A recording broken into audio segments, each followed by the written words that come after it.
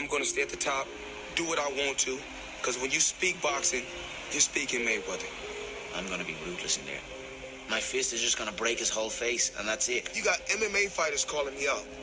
Man, stay in your lane. Let's not kid ourselves here who the big star is of this show.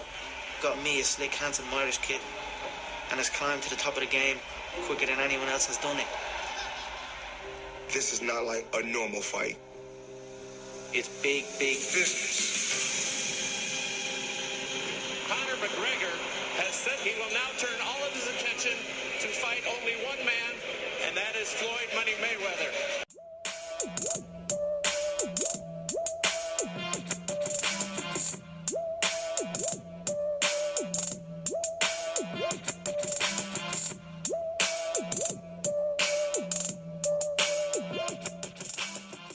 It is that time of the week again.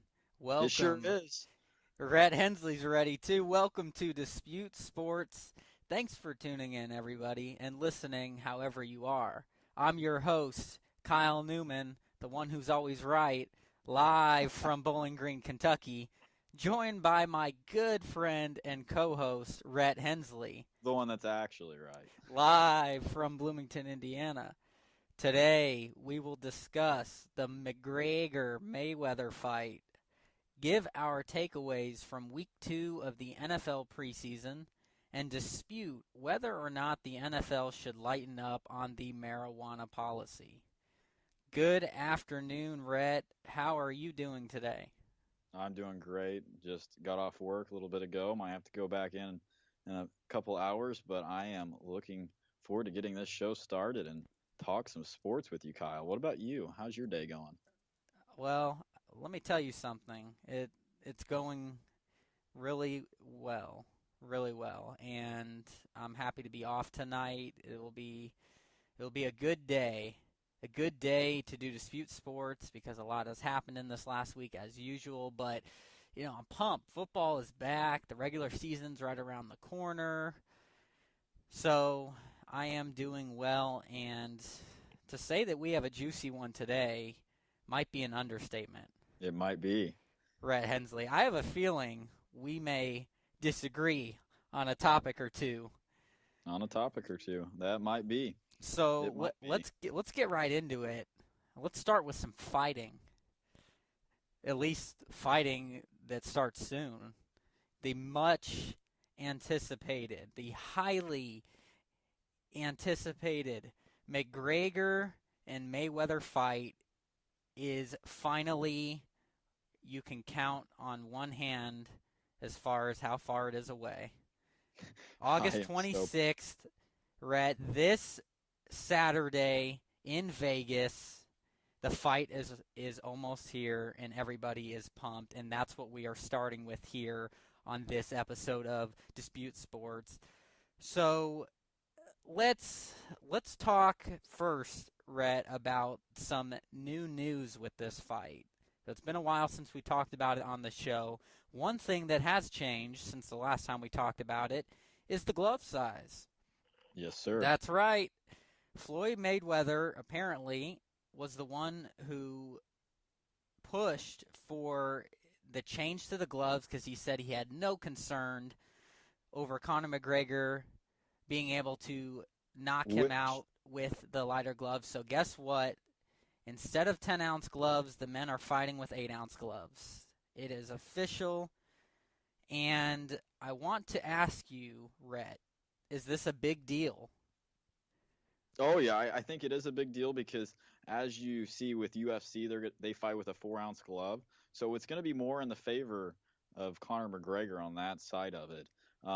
I think that it's going to help Conor McGregor and be a disadvantage for Floyd Mayweather because of Floyd covering his face. He's not going to be used to getting hit like that. And those gloves are not going to fully protect your face like those normal-sized boxing gloves. So I think it will be an advantage for Conor McGregor on that side of it.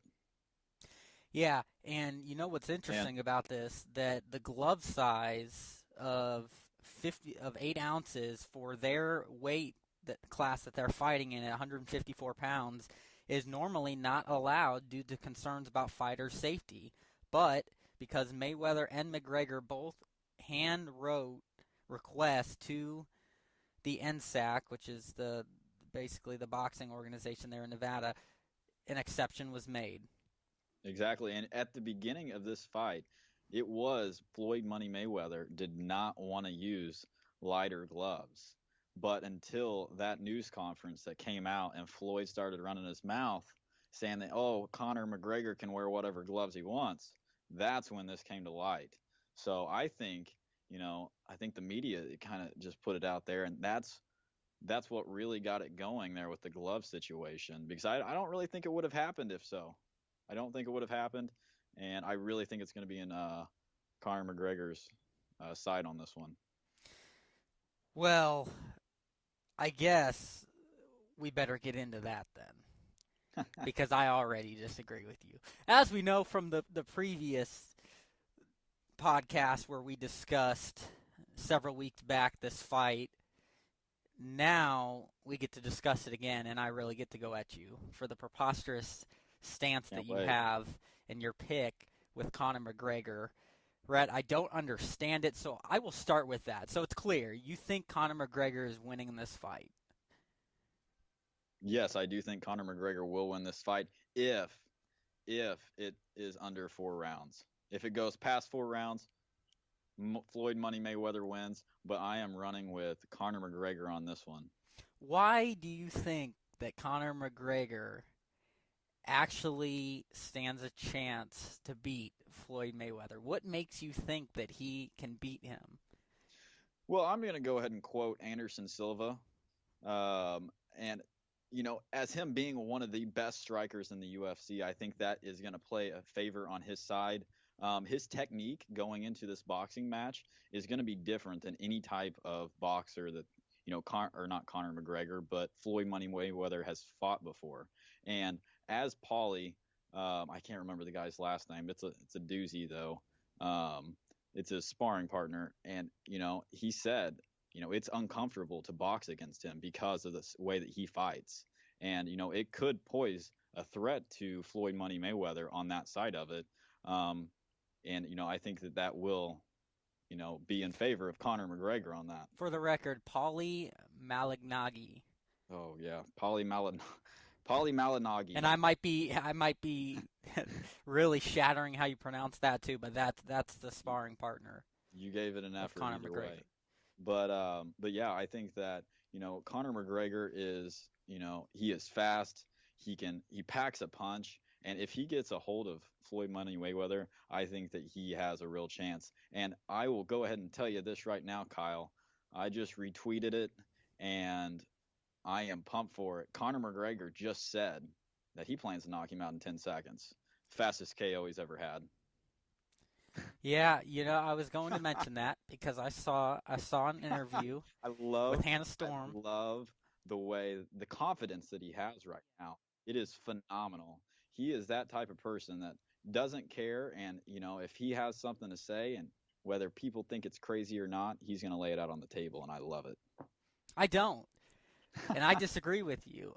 I think that Conor McGregor needs to tread lightly here with Floyd Mayweather. There's a difference between being confident and then just being confident, and being just a downright idiot.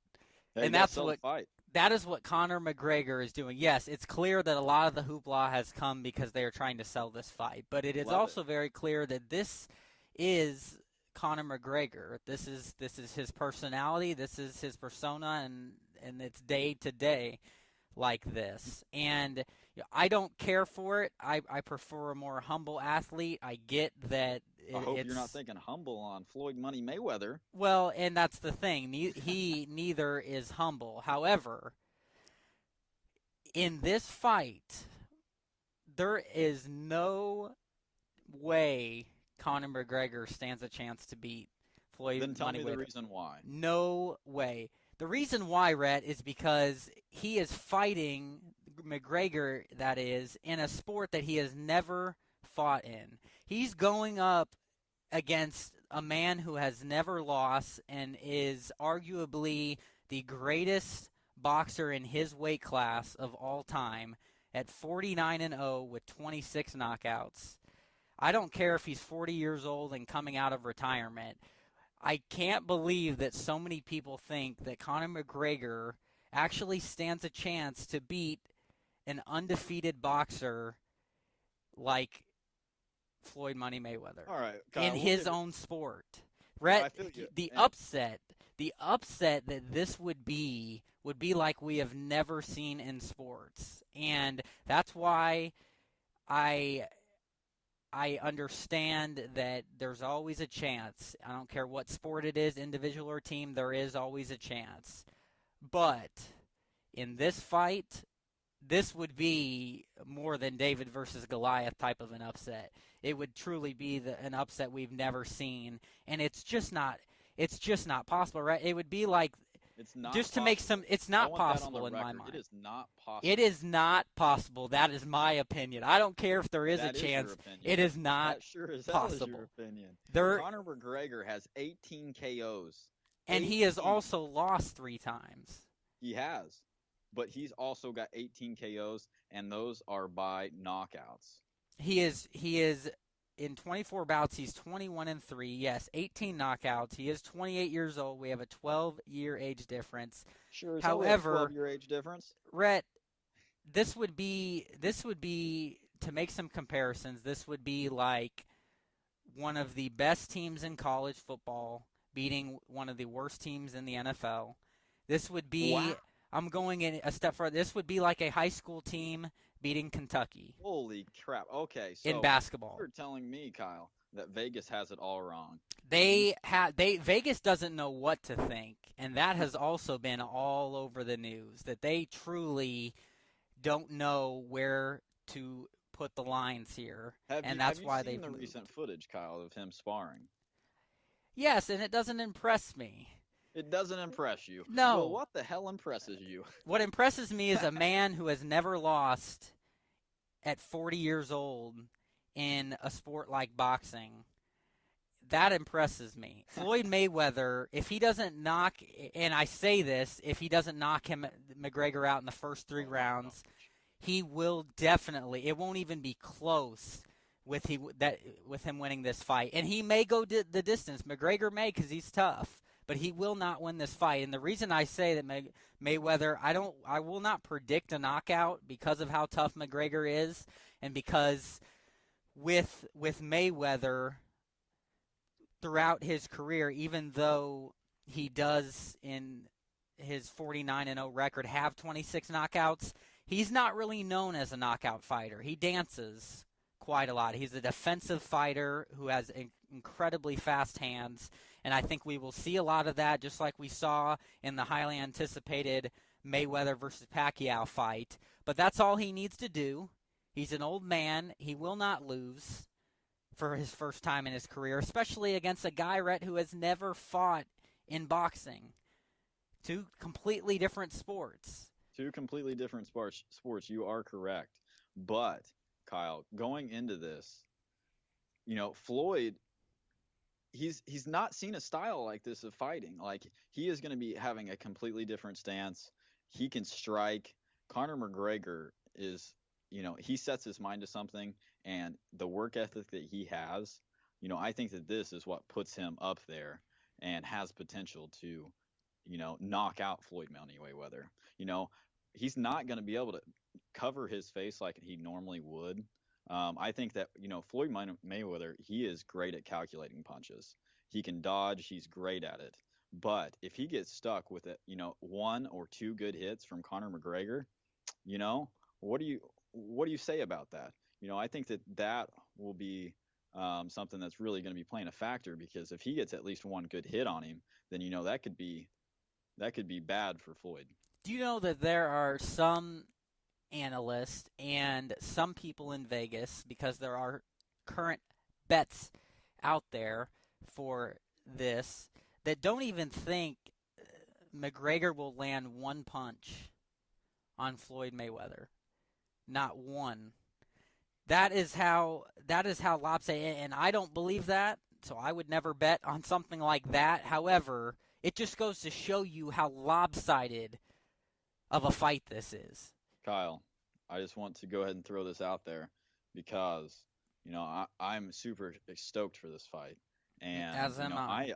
I'm going to go ahead and throw it out there that I am taking Conor McGregor to knock out Floyd Mayweather. I'm putting money on it within 3 rounds, and hopefully that payout, which I believe is 14-1, I'm going to run with it. Well, if you're looking to make some money, it makes sense that you would put your money on McGregor, and that's why I think a lot of people are, because that's the only way to make money if you're betting on this fight. But I Kyle, cannot believe. I just can't. I have to laugh at that prediction. It's unbelievable to me. I've never experienced such a sporting event where someone like McGregor is such an underdog and yet is so cocky. You would think that it was the other way around with the record and that it would be his sport. But you and also it's just comical to me. And you know how what? Fine, I'll respect that. You take McGregor, and when we discuss this fight next week, the results, and Mayweather won handily, you're gonna eat it, Rhett. Because that's what's going to happen. My prediction is not a knockout. I'm going to give McGregor some benefit of the doubt, a little bit of respect. I think he'll go the distance with him. But he will be knocked down a couple times, and he will be dominated in the categories that the referees and the scorers look at, mainly landing punches. And it will heavily favor Mayweather, and that's why he will go 50-0 and then retire the perfect 50 wins and no losses. Do you think that this is putting too much pressure on Floyd Money Mayweather at his age? So Conor McGregor has nothing to lose going into this fight. He is a guy that is the underdog. He is coming from the UFC. He is fighting as somebody that is 49-0. Exactly. So does that... Are people putting too much pressure on Floyd Money Mayweather?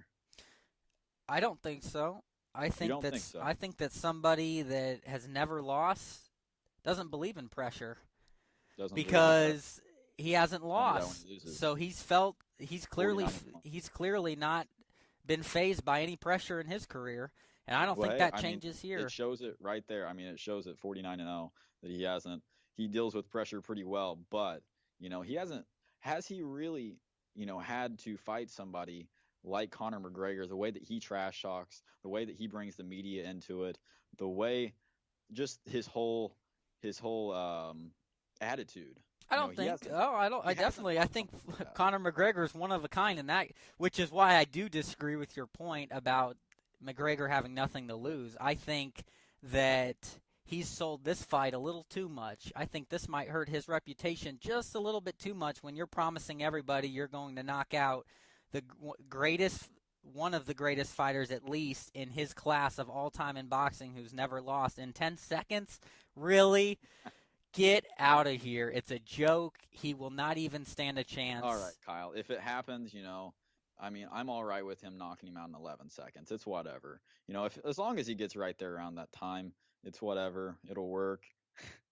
But no, I really don't think he's going to knock him out in 10 seconds. I think that it will be a good fight, and I think that I'm going to take my prediction and say that he gets him, I would say, under a maximum 4 rounds. Preposterous, and I will take Mayweather in not a good fight. I don't think it will be close at all, and I think that Mayweather wins going all rounds, all 12 rounds, but I think that he wins every round handily with a couple knockdowns, and it's not even close. All right, Kyle. I respect your opinion, and I can't wait for Saturday so Conor McGregor, the Irishman, can prove you wrong. You know what? I can't wait either. I wish it wasn't $100 on pay-per-view. Hey, well, I'll tell you how it is. I'll live stream it for you.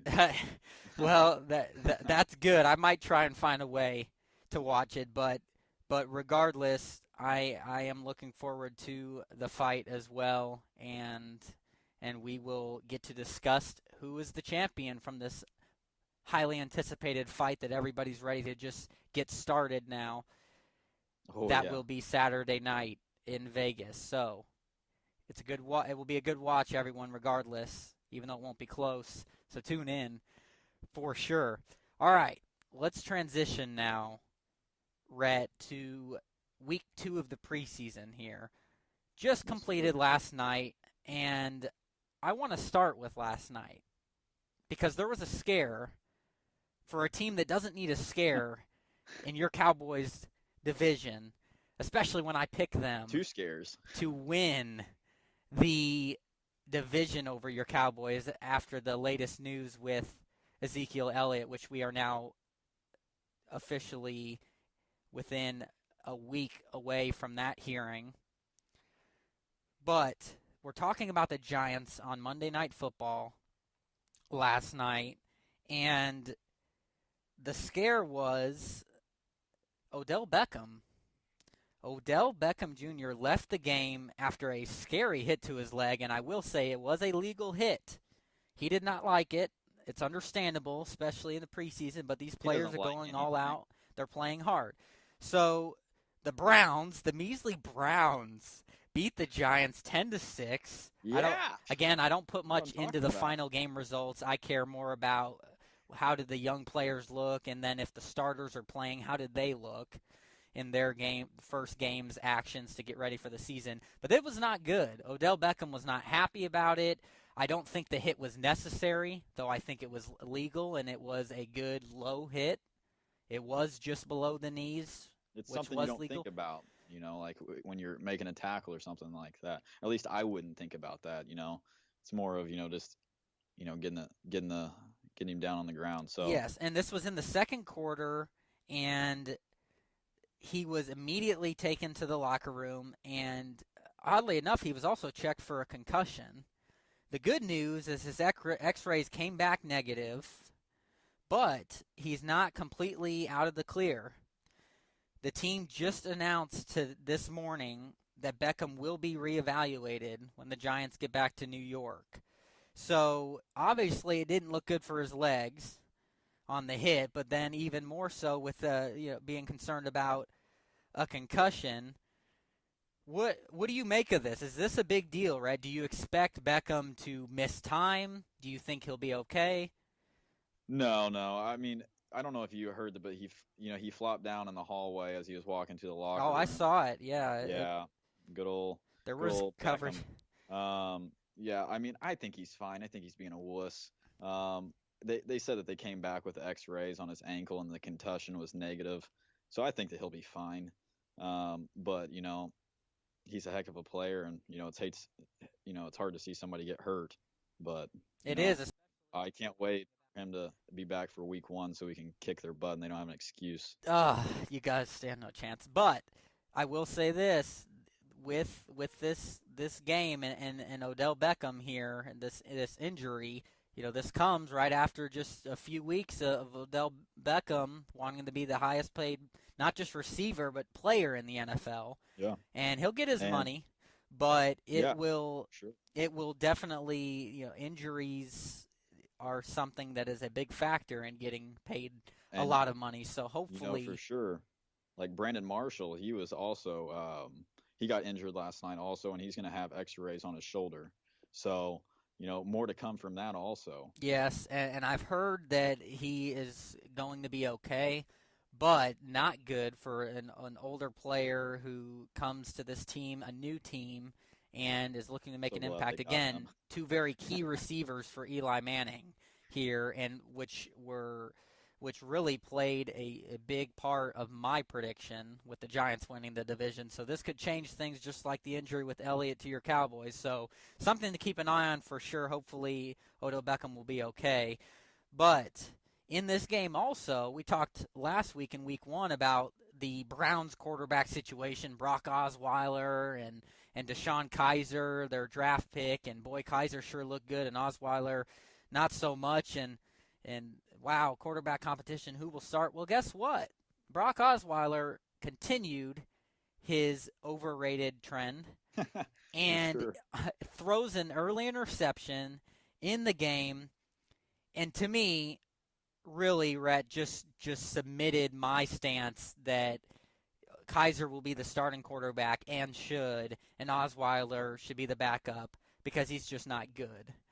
And I saw that again because guess what DeShone Kaiser did when he came in for the Browns and he didn't come in until the second quarter. Oh yeah, he led the Browns to the only touchdown drive of the game, which ended up being the winning touchdown drive. I've been very impressed with DeShone Kaiser. What do you make of these two quarterbacks and the Browns? Oh, yeah, I think that Brock Osweiler should definitely be the second string. I think that they should give DeShone Kaiser the opportunity week one because, I mean, I've been kind of impressed with him. And, you know, it's the Cleveland Browns. What do you have to lose? True.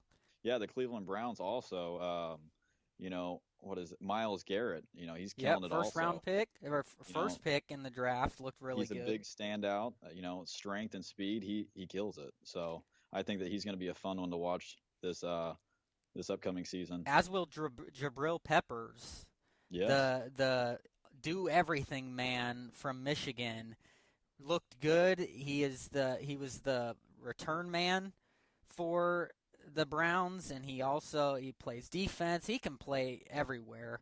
He will be a playmaker for this Browns team. So they did really good in the draft. They looked really good in week 2, which is encouraging signs for them. I also want to mention, Rhett, the Chicago Bears. And I want to mention Mitchell Trubisky again because everyone wondered, okay, after the first preseason game, which he did really well, how would he look in his second preseason game? I'll tell you what, he looked pretty good, Rhett. He didn't play a whole lot, but what he played, he looked good. He went 6 for 8 for 60 yards, a touchdown, no interceptions. That's good for a 135 quarterback rating. I don't know about you, but I am very impressed with Mitchell Trubisky, and I am excited as a Bears fan to see what he will bring. And because Mike Glennon had a better second preseason game, he went 13 for 18 for 89 yards. He had a touchdown and an interception. You know, it's not clear to me yet who the starter will be, even though Fox named Glennon the starter, bringing him in the offseason. I think that'll change quickly if Trubisky continues to play like this. What's your take on the quarterback situation in Chicago? Yeah, I think Trubisky should end up being a starter also. I think that I've been pretty impressed with him throughout the preseason so far. I have a buddy that's a big Chicago Bears fan also, and you know he is hyped up for this season. He thinks that Trubisky is going to be, you know, a really good quarterback, and you know I'm thinking so also. You know, might as well give the young gun a shot. Oh yeah, no doubt about it. And you know, Bears didn't have the best season last year, so you might as well. I mean, just try something new. You guys can mix and match. So, you know, it's kind of hard to. I think it's just kind of hard to test for a starting quarterback in the preseason. Oh yeah, no doubt about it. It's just kind of hard. Oh, for sure. But it doesn't hurt his case as he's trying to become the starter and impress Chicago fans and prove the doubters wrong that in his first 2 preseason games he has looked good, Trubisky. So stay tuned for that, for sure. Let's talk more now, Rhett, about some of the other players that stood out in week 2. Jared Goff, the Rams franchise quarterback, sophomore, looked good in his half of action. He went for the Rams 14 for 17 for 145 yards and a touchdown. Boy, did the Rams need that. Yeah, they sure do. They sure do. Also, on some not so good outings for quarterbacks, the Jets and their debacles situation at quarterback, Ryan Fitzpatrick and the young draft pick from last year, Christian Hackenberg. Yeah, that experiment with Christian Hackenberg isn't going so well. In the first half, he went 2 for 6 for 14 yards and a 42 passer rating. However, Aaron Rodgers for the Packers, Dak Prescott, your boy, unfortunately, which I didn't want to get to, but we will, and Marcus Mariota all looked impressive, Rhett, in the little action that they played. And I was surprised Aaron Rodgers played because he usually doesn't play in the preseason or very much, but he looked good. Yes, your Cowboys ended up beating my Colts 24-19 and a luckless Colts, and it was a good game, but Yeah, Hey, Dak Prescott looked impressive. yeah, I mean, looking sharp, looking sharp. I'm excited for this coming season for them. But another player that kind of fell off this week that actually had like a legitimate um, tackle to go up against was a left tackle, Jake Matthews. T.J. Watt going up against Jake Matthews this week. He got just stonewalled. Yes, he did. So he just could not do too much. But we'll see moving forward. I mean, he's J.J. Watt's brother. Yeah, he'll eat some more Wheaties, and he'll look Have like some his more brother. Wheaties He'll and be you'll fine. be fine. He will be just fine. But you make a good point there. I do want to mention this. So Christian McCaffrey, the young running back draft pick from Stanford, looked really good for the Panthers. And on some not-so-good news, George Fant, I want to mention him because what a remarkable story. This is a former... You mean LeBron James? Yeah, who you call LeBron James, which you're crazy, but this is a former Western Kentucky Hilltopper basketball player, 4-year player, a great player at his position as a power forward center in Western's basketball program. After he played all 4 years of basketball, he went and he played football for one season. He had a year of eligibility to play football. He didn't play hardly at all. He was on special teams as a blocker, and he ended up getting drafted last year by the Seattle Seahawks, ended up starting on the offensive line, and ended up doing really well and was a key guard for a key tackle, for the Seahawks. And unfortunately, the Seahawks won their game against the Vikings on Friday in their second preseason game, but they lost they had a big loss, the Seahawks, and that was left tackle George Fant. He's out for the season with a knee injury. I hate to hear it, because I given a shout-out to my alma mater, Western Kentucky, and George Fant. A great story. I hate to hear that he got injured for the season, but that also came out of week 2. That brings back a memory. Us down in Bowling Green, Kentucky, playing some basketball. George Fant walks in, and we're like, holy the Giant. The Giant coming in. I think we were at some church. I can't remember what we were doing, but we were playing some basketball, and he comes in, and he's just shooting around. And tell you what, he is just a giant. Yes, he is. So very unfortunate there. And I will also mention this while we're on the topic of Western Kentucky and shout-outs. Forrest Lamp, a first-round draft pick, offensive lineman. Yeah, not quite. A little bigger than Forrest Gump. Forrest Lamp, the very impressive and highly anticipated lineman for the Los Angeles Rams, also tore his ACL, and he is out for the season. And this was his rookie season. Very unfortunate. He had high expectations, so hopefully they can both get full recoveries and show some potential. But a couple other players, Rhett, Russell Wilson and Sam Bradford looked really good in this game. Dalvin Cook, the running back for the Vikings, really looked good. And Jay Cutler made his debut for the Dolphins. Everyone wondered how would he do just a few weeks in the organization, playing in his first preseason game. And you know what? He looked sharp. He looked really good for the Dolphins. Third stringers. Yeah, well, you make a good point. He should probably look pretty good. However, new team, different system. Coming out of retirement, I was impressed with Jay Cutler's debut. Yeah, for sure, Kyle. I mean, the Dolphins are going to need something, that's for sure. They will need something. Baltimore, I tell you what, just kind of pummeled them, though, 31-7.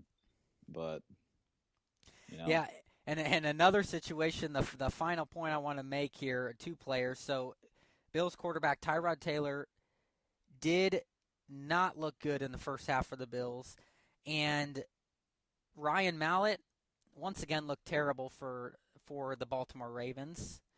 That nightmare continues, and Blake Bortles got booed after another terrible outing for the Jacksonville Jaguars, and that puts him on the hot seat before the season even begins. Boy, are the Jaguars in desperate need of a quarterback? I think Blake Bortles' time is up. He was highly overrated coming in, and he's just proving that. Rhett, what's your final thoughts on him for the Jaguars? It might just be time to move on. That's for sure. The Jaguars, who do they have as their backup? Well, the Jaguars' backup is Chad Henne, who is a veteran out of Michigan. He's been in the league a long time. He's not done anything impressive, but he also won't do anything that'll hurt. Kyle, it's something maybe you could think about is just bringing in, I think we talked about a little last week is, somebody like Colin Kaepernick or something like that, just swallow your pride and, sign one of these type of players, because what you're seeing now throughout the league, you're seeing people kneel during the national anthem every single game, whether you like it or not. And, it's kind of just making me think, should we go ahead and, take away his career because of that, But I think the Jaguars could use some help there. And, maybe possibly Colin Kaepernick, who knows? Yeah, you never know. It will be interesting to see how that plays out. Couple other points that popped up in the preseason week 2 in the NFL as far as news. Roger Goodell might be getting himself a 5-year extension. Damn it. That maybe can be something on a different show we debate. The quarterback competition in Denver seems to finally be over. Boy, that situation has been interesting, but Paxton Lynch seems to have lost the Broncos starting job to Trevor Siemian, and I think that is a good call on the Broncos. And it looks like Le'Veon Bell will finally be reporting to Pittsburgh at some point next week for preseason week 3. And the Jets reportedly told quarterback Josh McCown to not talk to the media about not playing. So that roller coaster continues in New York. Boy, to be a Jets fan. Yeah, to be a Jets fan, I'll tell you what, it is not a good thing. I have a buddy that's a Jets fan, and for some reason he stays optimistic every single year. But yeah, exactly. Yeah, and that's what you have to do, though. You have to appreciate that loyalty and cheering on your team just no matter what happens. Just like for the Colts, hopefully Andrew Luck will end up being healthy. There still is no recent update on that. 2 more preseason games to go. I hope by the start of the regular season he will be ready to go. But that will wrap up NFL news, Rhett. And this is an extra long show today because we had some juicy stuff to talk about, and this final topic is one of those. Rhett Hensley. It is for sure. We have a topic here that we have been wanting to dispute for a while, and it's finally here. So let's get into it. Should the NFL lighten up on the marijuana policy? Okay, so before I let you take the floor here, let me give a little bit of background statistic-wise at the problem that substance abuse has been in the NFL. I'm dating back 3 years. I'm starting in 2015. In 2015, 33 players were suspended to start the season. 20 out of those 33 players were suspended due to violating the league's substance abuse policy, 13 of which were directly related to marijuana. In 2016, so last season, there were 28 players suspended to start the season. Half of those 28, so 14, were suspended due to violating the substance abuse policy. And at the start of this season, there are 22 players suspended. 11 out of those 22, half of them, are suspended due to violating the substance abuse policy. So I make 2 things out of this, Rhett. 1, it is a problem. 2, it seems to be getting better as less players are being suspended for violating the substance abuse policy. So I wanted to give some background on this issue with marijuana and the substance abuse policy, give some numbers. So now I will give you the floor. Should the NFL lighten up on this policy? And, Kyle, I would like to just start out with, you talked about the substance abuse. I don't know if you've heard of a player called Shane Olivia. I believe that's his last name. It sounds familiar. Yes. Well, he is a football player that ended up having his career ruined because of substance abuse. Now, it wasn't on the marijuana side, which I will be getting into, but this is the crazy thing. This guy was taking 125 Vicodins a day at the max of his Tragic. addiction, which is absolutely crazy. He said that he would take handfuls, up to 15 at a time, which is just, absolutely crazy. It's crazy to think that somebody would be able to, take a narcotic like that and be able to have access to it. He spent over $584,000 on painkillers, which ruined his career, and he didn't have any money because it was his rookie year. So I think that it could curb opioid problems like that with NFL players. You see him getting hurt all the time. Calvin Johnson has come out and said that they hand out painkillers like candy, and I think that marijuana in the NFL, whether they cut down the suspension or with you're seeing a lot more states legalize it. I think that we're at 29 right now, and 8 are recreational. But you're seeing that the swing for legalization is coming, and the NFL, which is kind of like other sports, is kind of falling behind on that, and you are getting a really harsh penalty for something that is very minimal. Now it's still at a federal level, a substance one. So, you still have to take that into effect, but, it's a problem for these players, and it's a better way to manage pain without getting addicted to these terrible, terrible pain pills like Vicodin, oxycodone, oxycodone, and stuff like that. It can just help so many different players, whether you're getting a 2-game suspension or not. Kind of like in the NBA, they do the same type of thing where random drug tests, but they actually do it at the beginning of the season, and you get a 5-game penalty for that if you do. They do 4 random drug tests, but it's usually over by about midway, and then that's when the rest of them start smoking, and you don't see any problems later in the season, only at the beginning. But that's my stance on the whole marijuana thing in the NFL. I think that they should be able to.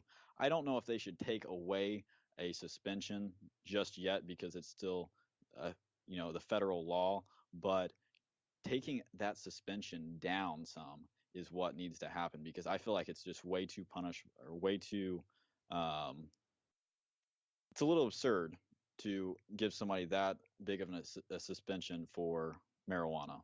So I need you to clarify something. Yes.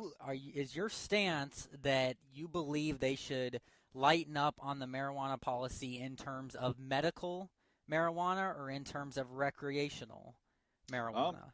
I think that they should do it for medical marijuana right now, but in my personal opinion, I think that they should just do it recreational at some point. But the way that the world works, you got to ease your way into things, and that's how it happens. I think if somebody can drink alcohol as being an NFL player that can get highly addicted to alcohol, then they should have the same option to deal with pain with marijuana.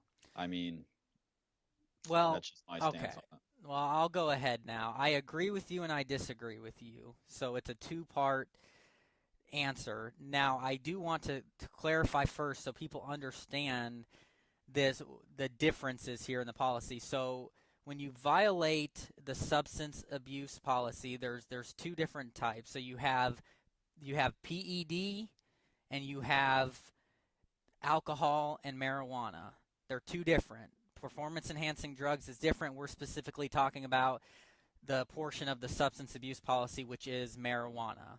We're not talking about the alcohol side of it. So those numbers I gave were based on when it's substance abuse. It could have been PEDs or it could have been for marijuana or alcohol. However, like I gave in 2015, 13 were directly related to marijuana of the 20 substance abuse violations.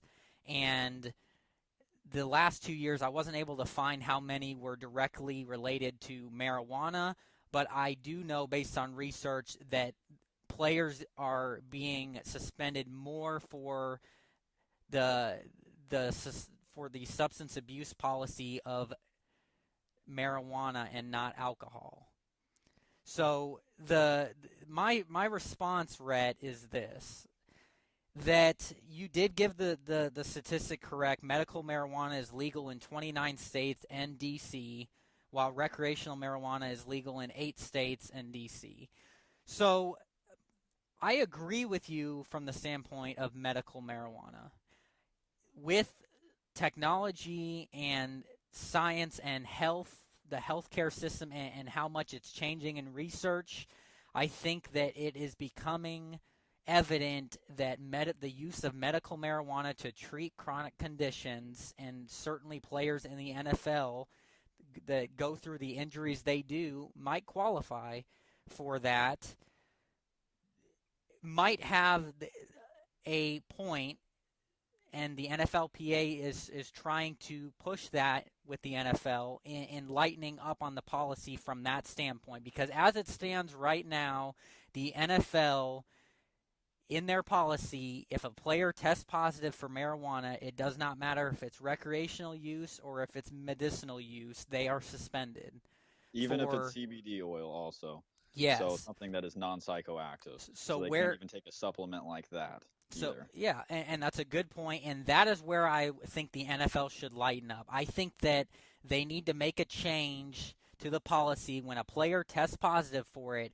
I think that if a player is in a circumstance where they are being cleared by doctors to be treated for their injury with marijuana, and it is legal in that state, I do not have a problem with it, as long as it is not abused. But that is something where I agree with you. I think that with the research out there, I think that is proved. It is becoming a thing that is more safe than taking, let's say, painkillers like Vicodin and some of these other powerful painkillers. So, and that research, it's continuing to grow, and I think as more comes out, we will maybe see that change. I would like to see the rule change from that standpoint, because if a player has a serious condition and they legitimately are getting treated in a state where medical marijuana is legal, and they are being treated for that based on that, I don't have a problem with that, and I think the league needs to look further into a player's circumstance if they test positive for it before determining that they need to be suspended. Now, my other answer, though, my other part is I do have a problem with it recreationally. The league in the NFL in particular is held to a high standard. These are professional athletes who get paid millions of dollars. I believe that, and I am okay with, the NFL's current policy to suspend a player if they test positive for marijuana and it's recreational use. I just gave the example of medical. That whether it's during the regular season or it is in the off season, that if a player violates this policy, which is very clear, then they need to be suspended for it. I think that, to quote the great Stephen A. Smith, these players need to stay off the weed. Because they, again, my biggest thing with this is these are players at the highest level being held at a high standard that should be able to, just like with alcohol, and again, there's clearly differences because that's legal in every state. Just like with alcohol, need it to be controlled. Now, and they're taking their own risks, right? But the question is if the NFL, if I have a problem with the NFL's current policy and lightening up, and my answer is no to that. So, Kyle, I have a question for you. Yes. So, I think that, I have something that I'm about to throw out here, but I'm going to get to that. Do you think that, I think that you've kind of already answered it, but do you think that the opioid epidemic, like for the NFL, is a big issue, and that they are pretty much handing out these types of drugs I do believe way too easy? That is an issue. Exactly, which I'm going to lead into my next point. More than 1,500 former NFL players, not including Calvin Johnson, have filed a class action lawsuit against the NFL by a federal judge for them just prescribing these painkillers without giving any type of, explanation on how they should, be, using it and not abusing it. that they were just basically handing them out. If you're on the airplane and you said you have an ankle issue, they'll say, what type of pill do you want? And then you can tell them, oh, I want Vicodin. Oh, I want this. So I think that it's a huge issue in the NFL, not just in the NFL, in the NBA, in all these different sports, that they're just handing these pills out that are highly dangerous and highly addictive. Oh, I agree, and that's a problem. But I want to be clear. I agree with this stance of yours. This is my point about medical marijuana in the states that it is legal. If a player is injured and evaluated by a doctor and they deem that the best way to treat this and the safer way to treat this than a painkiller like Vicodin, for example, is medical marijuana, I don't have a problem with it. And, Kyle, one way you're saying recommendations, I'm just, throwing this out here just because I'm going through the process of it, for doctors in California is actually just, I can go on my phone, download an app, and I can video Skype a doctor, and they'll be like, oh, you need marijuana. It's so easy to get prescribed medical marijuana in these legal states. So what would be the difference from allowing recreational use from these states that actually allow recreational use compared to these medical states? Because if you're allowing a medical use, then if a state allows it for recreational, why are we interfering with that? It's kind of like the federal government, it's a state issue.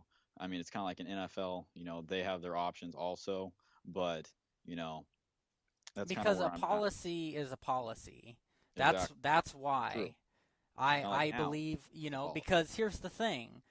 We mentioned alcohol. Alcohol, there is that big difference that it's legal in every state, but the substance abuse policy does apply to alcohol, and there have been players who have been suspended for DUIs because they could not control their level of alcohol, and they should be punished, and they have been punished. That's for everybody, though. And so that is perfectly fine and normal. And guess what? If the league had a policy that was very clear, if you test positive for this amount of alcohol in your system at the start of the season, you're suspended. I don't have a problem with it. But how would you be able to test that? I don't think you'd really be able to test that, how much alcohol they have in their system, because it'd be gone. Kind of like marijuana. You can have marijuana out of your system within a couple weeks. Right. Well, that's a different topic, and how they would test. I'm sure there's ways, and obviously people find ways around things, but that's besides the point. The point is that there is a difference between medical and recreational. And I do not think the league should lighten up on the policy with recreational use, that portion of it. Because right now it's Kyle, that's all right. And that's just it. Look, I just believe the league they have very high standards. These are professional athletes. It's similar with our military and the standards they are held to, and they have similar policies. I just think that is part of the business, and I think that is perfectly okay, and I think it sends a message to these players. So, the suspension length I'm fine with. I think they're trying to send a message that these players need to stay off the weed, or if it was alcohol. But it's kind of like, why are you okay with, them like just basically handing out, pills as candy? I never said I was okay with that. I'm not okay with that. If somebody's in a recreational state and that, they don't want to get, the recommendation, but they still want to, medicate, I personally think they should be able to, instead of having that option of them just handing out, But we don't know that they're going to just hand it out. Let's be clear. We're not doctors. We don't know what the circumstances are. There's a lot more ways to treat conditions than painkillers. But that is also why we're in almost a state of emergency for the opioid epidemic. But that's another topic. But I'm just saying that, Kyle, like, recreational and medical, they're two different things. But if you can do it one way in another state and do it completely opposite in another, how are you going to say, oh, you can't actually do it because it's recreational there, but it's medical here? I just see it. Well, every state that it is legal in medical use, it is legal in recreational use. Yes. And until this whole country with every state has it legal and the NFL decides to change, and let me be clear, for both medical and recreational use, until that is legal in every state, I'm fine with this NFL's policy. Because it wouldn't be fair either for these 8 states that it is legal for recreational use for players to do it during the regular season or not, which, regardless, during the regular season, I definitely have a problem with it. In the off season, if it were to become legal in every state and they were doing it controllably and responsibly, just like somebody who drinks alcohol responsibly, then I don't have as much of a problem with it. But that's not the circumstances right now. I have one more question my final point with this, Rhett, is with the differences there.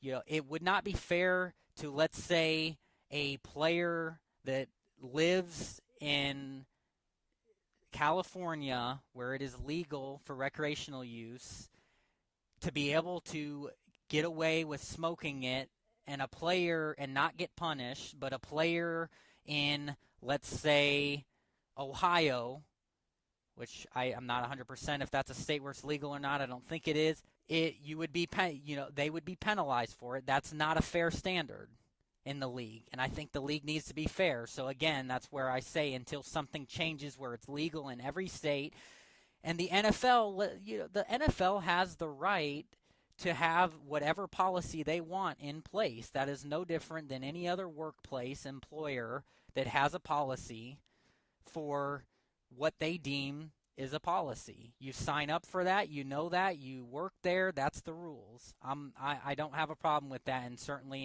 in the situation, the circumstances right now, the only thing I would like to maybe see the NFL lighten up on would be in the states where medical marijuana is legal.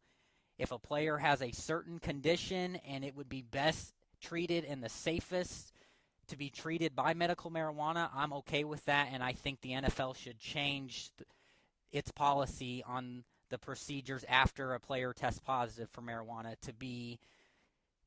to look into the situation more. I'm glad that we were on the same page on that, Kyle. I just have one more thing to ask you, and we'll wrap it up. What is your reasoning behind them using marijuana during the regular season if, like, they had, if it, they bring either down the suspension or if they allow the use of it? What medical. Are you talking about in terms of why why you would not want them to use marijuana during the regular season? Well, for one, my point on that it's only legal in 8 states. So I was saying if they made it where it was medical. Where you could use medical marijuana. Oh, sure. Well, that, again, it's a different situation. Medical is medical, recreational is recreational. Oh, yeah, I was just saying, like you said also that, using it during the regular season is a different thing, but you wouldn't want them to use that during the regular season. No, not for medical. I was saying in terms of recreational use. Oh, okay.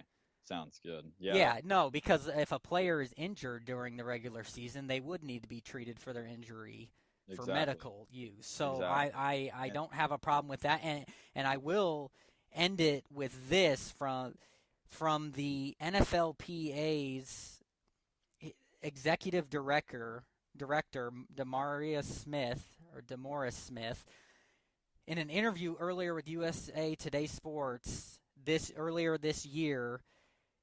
He said that I think there is a better way to evaluate players who test positive for marijuana to figure out whether or not they have just a recreational use issue, whether they have an addiction problem, but equally important, whether or not they're using marijuana as a result of some other issue that we're not even looking for, whether there is a depression issue, whether there is an anxiety issue, whatever. And currently, the way the system works, that evaluation, that therapeutic look at the player isn't occurring. So he pretty much sums up my exact stance on this. I like your stance, Kyle. We just differ on, one area of it. But one last thing that I'm going to say before we end it. I'm actually saving this for my fact. Yeah. Oh, well, that's good. I'm saving it for my fact. No disputing? Yeah, no disputing. We are good to go, Kyle. Okay, well, let's get right into no disputing then to wrap the show up. You go ahead and start with that fact. then... All right. Well, my topic is going to be on what we were just talking about, marijuana, with pro sports. So, cannabis remains on the banned substance list. A 2013 policy change by the World Anti-Doping Association raised the limit of marijuana allowed in an athlete's system up to 150 nanograms of THC per milliliter of blood. This means as long as an Olympian does not show up to, their event stoned to the bone, they will be able to get high up until that, up until their match or their event or anything like that.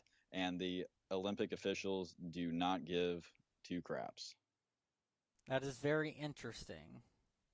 And, that would also be another debate for another show because we're talking about something completely different, and the Olympics exactly at an international level with which was several cool countries. Because, I found that and I was like, I did not know that. And I didn't either, and that is very interesting. Good no disputing fact, Rhett. Here's mine. We're talking golf here, and you and I can appreciate this because I can actually say, though I've never played on a professional golf course, I can say I've never done this, and I can say that neither have you, Rhett. So that makes us average golfers feel good. But pro golfer Kevin Na, he broke a PGA record at the 2011 Valero Texas Open, but not for the reason you would think. Not a record that you would want to be breaking. No, he set a new record for the most strokes on a par 4 hole when he shot a 16 on the 9th hole. Yeah, I don't think we've done that, Kyle. Thank God. No, and the finish to that hole, the 16 stroke before he finally put that golf ball in the hole, just go home, is what he felt like doing, because that whole episode took an agonizing 20 minutes. That was a lifetime for a pro. I mean, that's just unbelievable to me. Yeah, that 16 is awesome, strokes. Kyle. 16 strokes. I tell you what, that makes me feel a lot better. And it should make you feel a lot better when I kick your butt next time we play. Well, as long as my goal will be to not have a hole higher than half of 16, and then maybe I'll be able to beat you. No, so if you have a hole of 16, Kyle, I think we might have an issue. Yeah, we just might. Clubhouse to the old driving range. Yeah, very true, very true. But that was no disputing, and that does it for today's show. Thanks for listening, everybody. Don't forget, you can now subscribe to our podcast on iTunes, Stitcher, Google Play, TuneIn, YouTube, Spreaker, or SoundCloud, and have every episode available to you as soon as they are posted each week. You can also catch all of our podcasts on our website, DisputeSports.com. Follow us on Twitter at DisputeSports1, at Kyle M. Neumann, at Rhett Hensley, and like and follow our Facebook page, Dispute Sports. Until next week, remember, Dispute Sports, anything sports, anytime, anywhere. That's right. Have a great day. Have a great one.